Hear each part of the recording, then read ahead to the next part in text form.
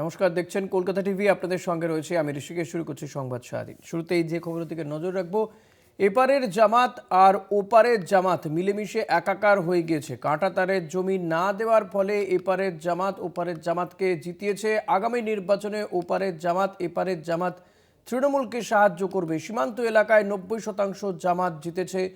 শুভেন্দু অধিকারীর এই বক্তব্য, এটা পশ্চিমবঙ্গের বাঙালি হিন্দুদের জন্য খুবই উদ্বেগজনক বলে দাবি শুভেন্দু অধিকারীর। এই নিয়ে আমরা কথা বলবো। বিশেষ প্রতিনিধি অঞ্জন রায় রয়েছেন আমার সঙ্গে নিউজ রুম থেকে সরাসরি। অঞ্জন দা, শুভেন্দু অধিকারী ঠিক আর কি দাবি করেছেন? দেখো, বাংলাদেশের রেজাল্ট সম্পর্কে তুমি জানো যে আমাদের দেশের যে সীমান্তবর্তী এলাকা, আমাদের সঙ্গে যে বাংলাদেশের সীমান্তবর্তী এলাকা, বিশেষ করে পশ্চিম বাংলার সঙ্গে যে সীমান্তবর্তী এলাকা, তার অধিকাংশ জায়গায় জামাত জিতেছে। ফলে স্বাভাবিকভাবেই এটা খুব উদ্বেগ বলে মনে করছেন শুভেন্দু অধিকারী সহ বিজেপি নেতারা। তারা মনে করছেন যে অংশটায় কার্যত ফেন্সিং দেওয়া নেই, যে অংশ দিয়ে কার্যত ওপার বাংলার মানুষ এপারে আসে, এপার বাংলার মানুষ ওপারে যায়, যে ফেন্সিং ঘিরে এত বিতর্ক চলছে। স্বয়ং স্বরাষ্ট্রমন্ত্রী অমিত শাহ পর্যন্ত রাজ্য সরকারের বিরুদ্ধে অভিযোগ করেছেন যে জমি দিচ্ছে না রাজ্য সরকার, তাই ফেন্সিং করা যাচ্ছে না। এবং কেন্দ্রীয় পর্যায়ে বৈঠক হয়েছে রাজ্য সরকার যাতে জমি দেয়, তারপরও রাজ্য সরকার জমি দিচ্ছে না বলে স্বয়ং স্বরাষ্ট্রমন্ত্রী অমিত শাহ অভিযোগ করেছিলেন। সেই জায়গায় দেখা যাচ্ছে বিপুল ভোটে বাংলাদেশের ভোটে জামাত জিতেছে। স্বাভাবিকভাবে এটা মনে করছে বিজেপি এবং শুভেন্দু অধিকারীরা, যেটা বাংলা এই রাজ্যের ক্ষেত্রে একটা বড় থ্রেট। তারা শুধু এই রাজ্যের থ্রেট মনে করছেন না, তারা মনে করছেন এটা গোটা ভারতবর্ষের ক্ষেত্রে বড় থ্রেট।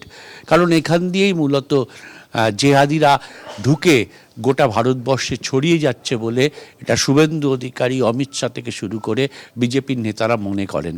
ফলে স্বাভাবিকভাবে এই যে একদম সীমান্তবর্তী এলাকা জুড়ে যে জামাতের জয়, এটা আগামী দিনে এই রাজ্যের শাসক দলকে 26-এর ভোটে জামাত সাহায্য করবে তৃণমূলকে ক্ষমতায় রাখার জন্য। ফলে এই তত্ত্ব একটা নিয়ে আসার চেষ্টা করছে শুভেন্দু অধিকারীরা। তাদের দাবি যে যেভাবে ওই জামাত সীমান্তবর্তী এলাকায় জিতেছে কিন্তু গোটা বাংলাদেশে জিততে পারেনি, এইবারও পশ্চিমবঙ্গের 26-এর নির্বাচনে এই রাজ্যের জামাত বলতে তারা তৃণমূলকে বুঝিয়েছেন, এই রাজ্যের জামাতও পরাজিত হবে। অর্থাৎ জামাতের ঘটনাকে টেনে কার্যত এই রাজ্যের বিধানসভাতে একটা নতুন ইস্যু সামনে নিয়ে আসছেন বিজেপির নেতারা। এবং সেটা নিয়ে আসছেন সীমান্তবর্তী এলাকাগুলোতে যেভাবে অনুপ্রবেশ করছে, যেভাবে কেন্দ্রীয় সরকার বলছে যে জমি চাই সীমান্তে বেড়া দেওয়ার জন্য, সেই কাজ যেখানে হচ্ছে না, রাজ্য সরকার দিচ্ছে না বলে তাদের অভিযোগ, কার্যত সেইটাকে তারা ইস্যু করতে চাইছে 26-এর নির্বাচনে। তাই শুভেন্দু অধিকারী কার্যত বলছেন যে ওপারের জামাত যেভাবে হেরেছে, এ রাজ্যের জামাত অর্থাৎ তৃণমূলও সেইভাবে হারবে।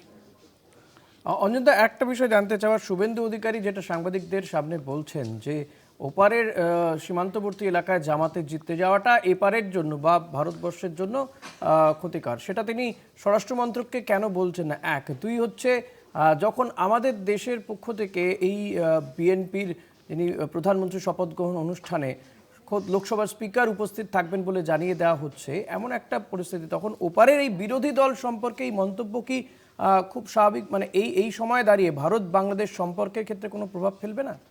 দেখো, ওপারে কিন্তু জামাত জেতেনি, জিতেছে বিরোধী দল। ওখানে স্বাভাবিকভাবে বিএনপির অনুষ্ঠানে যাচ্ছেন এ রাজ্যের আমাদের দেশের স্পিকার যাচ্ছেন তার শপথ গ্রহণ অনুষ্ঠানে, প্রধানমন্ত্রী শপথ গ্রহণ অনুষ্ঠানে। কিন্তু জামাত যেহেতু জেতেনি, জামাত যেহেতু একটা জঙ্গি সংগঠন হিসাবে গোটা বিশ্বে পরিচিত, স্বাভাবিকভাবে সেই জামাতের এই রাজ্যে এই দেশে চলে আসার ক্ষেত্রে যে অবাধ বিচরণ, এবং সেই বিচরণের জায়গাটা যেহেতু পশ্চিমবঙ্গের সীমান্তবর্তী এলাকা, যে জায়গাটায় কোনো বেড়া দেওয়া নেই, কোনো নিরাপত্তা ব্যবস্থা নেই, ফলে সেই জায়গাটার দিকেই কার্যত ইঙ্গিত করছেন বিজেপির নেতারা।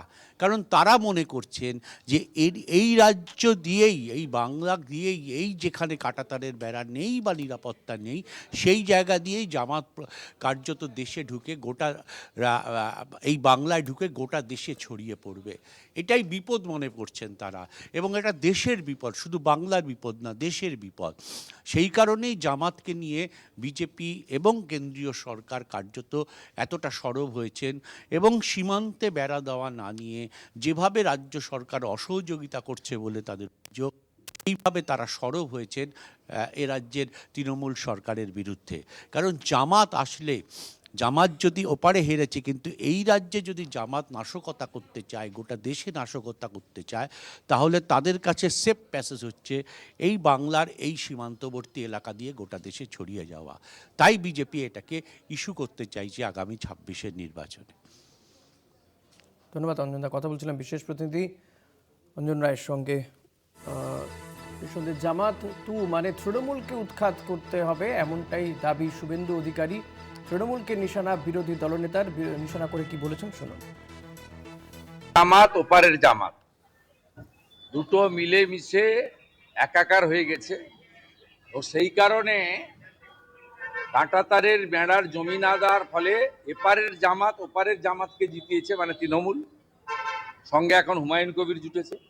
আর ওপারের জামাত যে আগামী এপ্রিলের নির্বাচনে তৃণমূলকে সাহায্য করবে বা হুমায়ুন কবিরকে সাহায্য করবে, এটা ঘোষিত অবস্থান এদের। এবং খুব অ্যালার্মিং ভারতীয়দের ক্ষেত্রে এবং বাঙালি হিন্দুদের ক্ষেত্রে। কোচবিহারের সিতাই বর্ডার থেকে শুরু করে আপনার ওখানে আপনার চাপাই নবাবগঞ্জ থেকে দিনাজপুর হয়ে আমাদের হিলি পার্শ্ববর্তী রংপুর থেকে শুরু করে একদম পুরো পেট্রোপল বর্ডার পর্যন্ত এলাকাতে প্রায় 90% আসনে জামাতের লোকেরা জিতেছে, যারা নারীর অধিকার স্বীকার করে না, মহিলারা শিক্ষিত হোক, কর্মে যাক স্বীকার করে না, যারা বোরখাতে মহিলাদেরকে ঢেকে রাখতে চায় এবং যারা শরিয়া আইন চালু করতে চায়, সেই লোকেরা জিতেছে। এটা পশ্চিমবঙ্গের ক্ষেত্রে খুব মারাত্মক, অ্যালার্মিং।